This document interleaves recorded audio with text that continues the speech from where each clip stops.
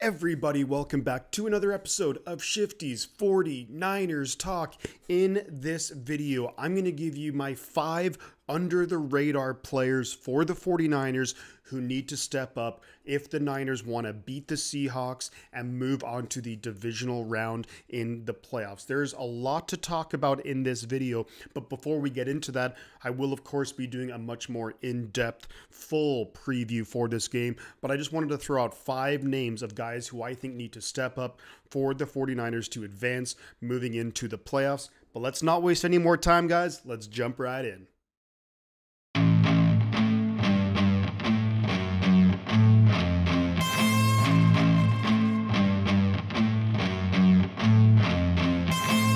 There are 5 guys that I want to talk about in this video, and 2 of them are going to be on the offense, and we're going to kick it off with right guard Spencer Burford. Now, initially, the reason why I put Burford here is that I think the status of Aaron Banks for Saturday's game is a little bit up in the air. Maybe if this game was on Sunday or Monday night, I'd feel a little bit better about having that Banks out there, but I think it's going to be Burford and Brunskill, and Banks will save for the divisional round, hopefully. Now, the big thing why I'm looking at Spencer Burford is he really struggled against Arizona. Now, of course, we had J.J. Watt, his very last game of his career. He wanted to go out with a bang, and he sure did. He really made Spencer Burford look pretty bad for most of the game, and the entire offensive line struggled. But to me, when I look at the offensive line heading into this game, I think Seattle's going to look at what Arizona did and try and replicate that. We know the right side of our offensive line is not as good as the left side. Clearly, you have Mike McGlinchey, you have Spencer Burford. That is our weak point on the offensive line. We need Burford to step up. I think McGlinchey has been relatively solid in recent weeks, but if Burford can have a good game, that's going to be key for the 49ers having success, not only running the football, but also passing the football too. The big thing that I want to see from a guy like Burford is, look, of course, you don't want to give up any really bad sacks or anything, but also we can't have any penalties. If you saw the game against Arizona, the drives that we struggled, as soon as we had a penalty, the drive really went nowhere.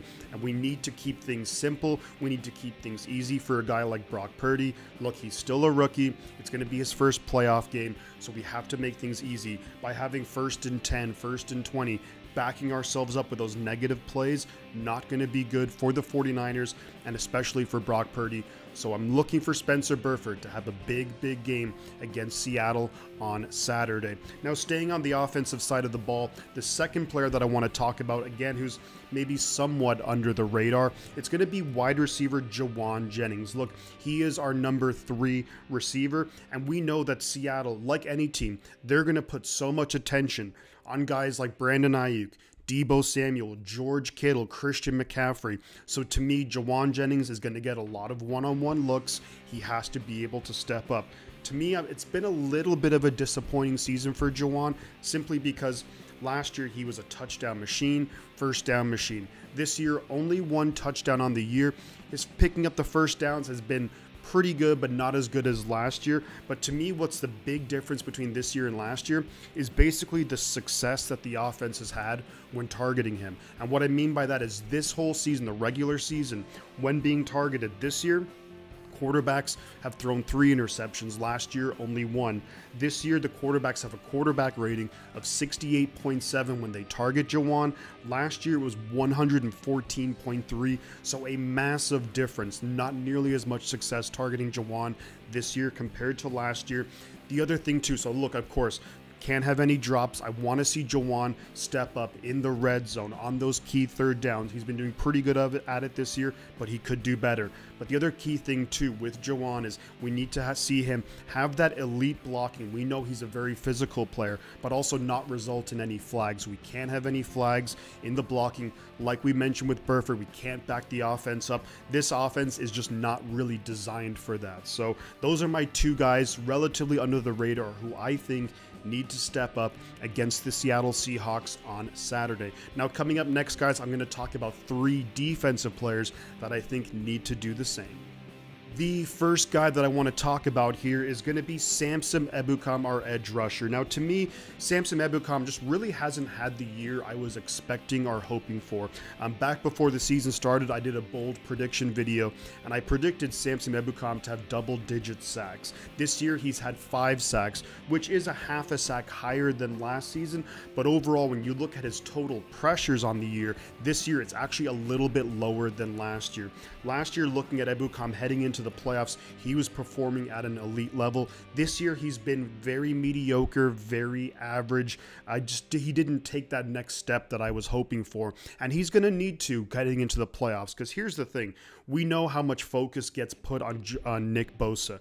They'll have the tight end come in, chip Bosa, then they'll have their tackle, maybe even 2 guys block Bosa. So this is where a guy like Ebukam, who gets those one-on-one matchups, is gonna have to force pressure on Geno Smith. Here's the thing too, when you look at it, the last time that these two teams played, the 49ers and Seahawks, Thursday Night Football, Week 15, Geno Smith, no interceptions. What I want to see from a guy like Ebukam is, even if he doesn't put up the sack numbers, I want to see pressures, force Geno Smith into mistakes, make him throw the ball before he really wants to, and get those big turnovers that as a defense, we've had in recent weeks. But against the Seahawks, the last time we played them, no interceptions against Geno Smith, and I definitely want to see Ebukam help force 1 or 2 of those. Now, the next guy that I want to talk about on defense, I'm going to stay on the defensive line, but that's going to be Javon Kinlaw. And Kinlaw, look, he's had a very up and down year. I think he started out the season pretty well. Of course, he missed the majority of the year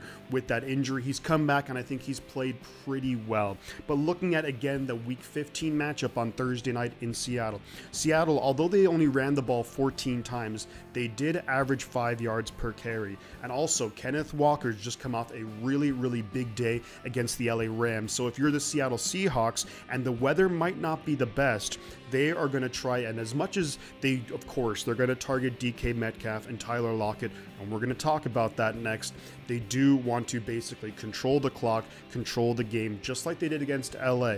And they're going to see that, look, they had success against the 49ers the last time they played. 5 yards per carry is very, very solid, and they're going to try and basically replicate that, keep the ball, keep our offense off the field. The other thing, too, when I look at it from Javon Kinlaw's aspect, is the fact that, we really need him to not only contribute against the run, but also if we can basically have him, even on pass rushing situations, if he's out there, to force Geno Smith out of the pocket, force him to have to throw on the run, force him to be a little bit uncomfortable in the pocket, and maybe if you force him out of the pocket, he'll run right into the hands of a Nick Bosa or Ebukam or whoever else that we're going to have active on Saturday. But to me, Javon Kinlaw is going to be a crucial part of the 49ers in being able to slow down the Seattle offense. And the last guy that I'm going to talk about, and he's someone who's been a little bit contentious, I would say, of recent weeks, is going to be cornerback Deommodore Lenoir.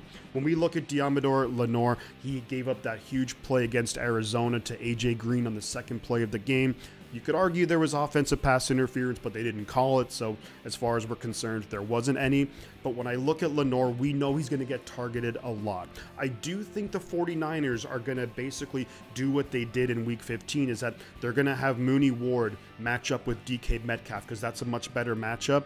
But Tyler Lockett, he has elite speed. He can get down the field. So expect Lenoir to be targeted early, to be targeted often, and to be targeted deep down the field. I think our safeties have played well this year. Hufanga and Gibson. Gibson the last couple of weeks has had 3 interceptions. But these are 2 guys who don't have elite speed. That's something that Tyler Lockett does have. So be aware of deep passes down the field. When I look at Lenoir, here's the thing as well.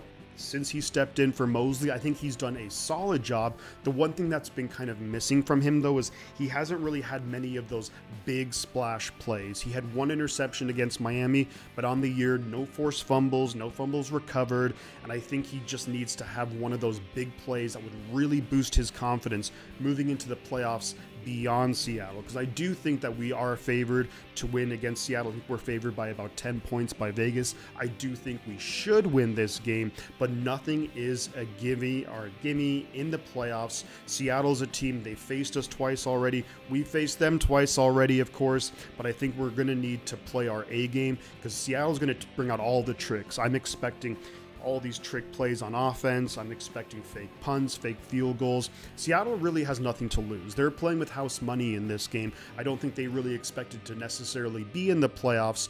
And here they are, and they have a chance to upset division rival, of course, us, the 49ers. But to me, it's going to be big for Diamador Lenore to have a good game, because I think that Seattle's going to react to the fact that Mooney Ward did a great job on DK Metcalf, and we were hoping, and we will hope, that he'll do that again. But they are going to target Lenore a lot, so he needs to step up and have a big game in order for the 49ers to help us tremendously in terms of moving on to the next stage in the NFL playoffs. But there we have it, guys. Those are my 5 under-the-radar guys who I think need to step up. Of course, in the comments, I want to hear your thoughts on some under-the-radar, not the star players, who you think need to step up if we're going to beat Seattle and just really build that confidence moving forward. But thank you very much, guys, for checking out the video. Do make sure to like the video, subscribe to the channel if you enjoy the content. Do feel free to share it on social media. And you know, before I head out, I'm going to say 2 things. The butt counts, and I'm going to catch you guys on the flip side.